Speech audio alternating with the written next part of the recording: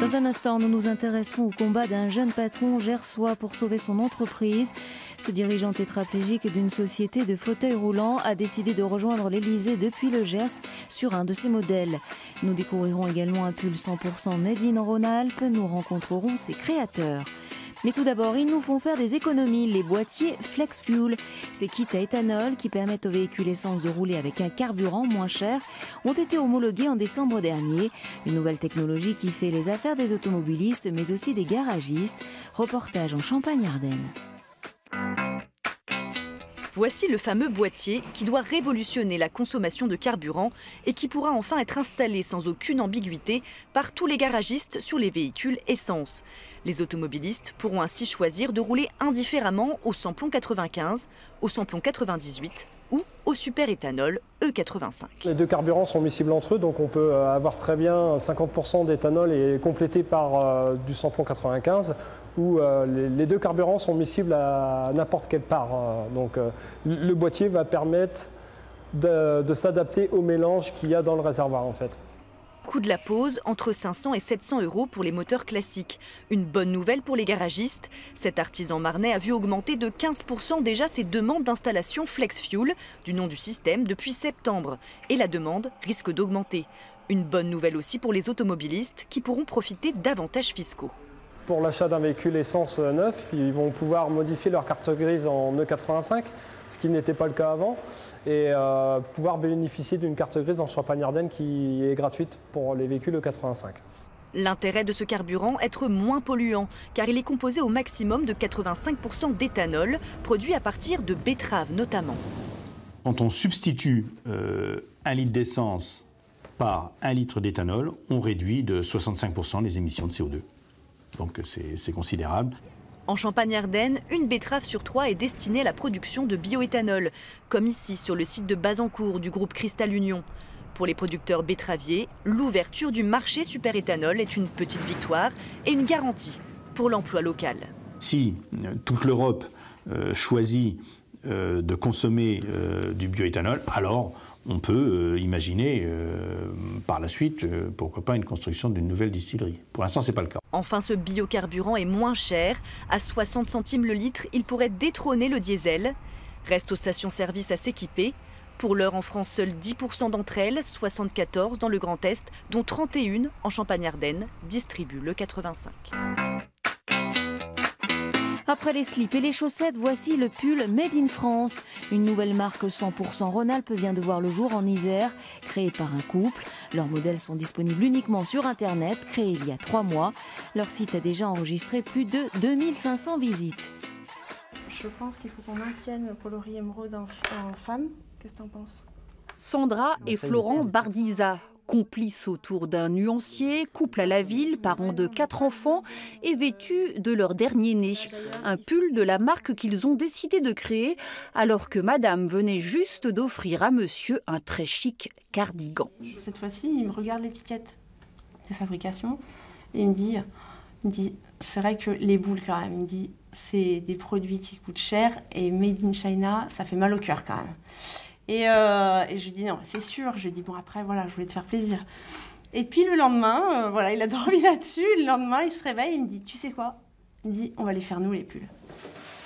Déjà à la tête d'un site florissant de vente de vêtements en ligne, il se lance donc le défi d'une création tricolore haut de gamme, recherchant des savoir-faire qu'il croyait presque disparus. Au final, seul le fil, mêlant mérinos et cachemire, n'est pas français, mais italien. Nos pulls sont fabriqués à Roanne. Et les boîtes qui abritent les pulls sont fabriquées à Nantua. Les boutons, eux, sont faits, les boutons des cardigans sont faits dans le Jura à Patornay. Et les étiquettes sont faites à Saint-Étienne. Donc on est même quasiment 100% Rhône-Alpes, mis à part les boutons, tout le reste vient du Rhône-Alpes. Faire ainsi rimer Made in France avec excellence, cela a un prix. Nos pulls, ils sont entre 150 et 200 € en prix de vente. Mais malheureusement, on ne peut pas aller en dessous parce que le coût de confection il est très important en France. Donc justement, c'est aussi pour ça qu'on a fait le choix d'une distribution directe par Internet et de ne pas être redistribué dans des magasins et avoir une double marge qu'on ne peut pas se permettre. Sur le coloris décolleté d'eau aussi.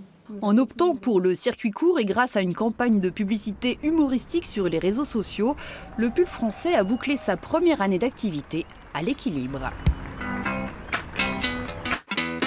Lui aussi mise sur le Made in France, Édouard est un jeune chef d'entreprise de fauteuils fabriqué dans le Gers. Tétraplégique, il a décidé de rallier Paris à la force des bras afin de rencontrer Emmanuel Macron. Un périple de 21 jours afin de sauver sa société qui, faute d'investisseurs, risque de disparaître. À la force des bras, sur son fauteuil roulant, Édouard, handicapé de naissance, s'est lancé un défi. Parcourir 710 km du Gers jusqu'à Paris. Il traversait ce week-end la Dordogne. J'ai qu'un objectif en tête et je l'ai chaque seconde qui passe. Je pense que c'est ce qui m'aide à tenir et c'est ce qui m'aidera à tenir jusqu'au 24 janvier. Un exploit physique pour attirer l'attention sur son entreprise. Édouard a créé en 2015 le premier fauteuil roulant 100% français. Un fauteuil de ville personnalisable qu'il souhaite fabriquer industriellement. Pour passer cette étape d'industrialisation, de recherche et développement pour augmenter la gamme de fauteuils, etc. Tout le monde trouve le projet super, mais là, il n'y a plus personne. C'est-à-dire, on trouve super, mais c'est tout. Le jeune chef d'entreprise de 26 ans a besoin de 500 000 €.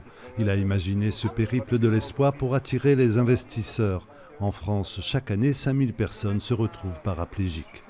On parle beaucoup de réindustrialisation du territoire, mais concrètement, ça se passe comment ?